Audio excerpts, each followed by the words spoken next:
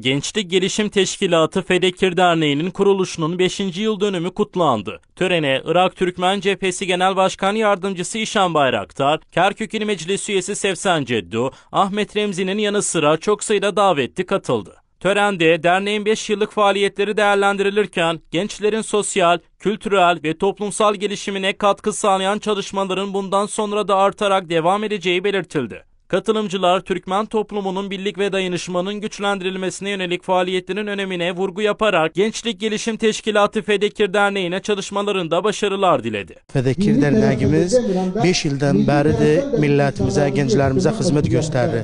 Her alanda olduysa olsun, gençleri yetiştirmekinde, gençlerin dersinde, igathi müsaadelerinde, ayrı faaliyetlerde her yerde bizim gençlerimizi görürsünüz.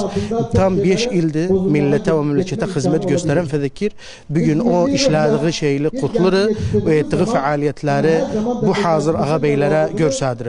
Allah razı olsun özlerinden, hazır olanlardan. İnşallah 5 yıl yerine 10 yıl daha sonra da inşallah faaliyetlerimiz, neşatatlarımız devam eder. Allah razı olsun bütün hazır olanlardan.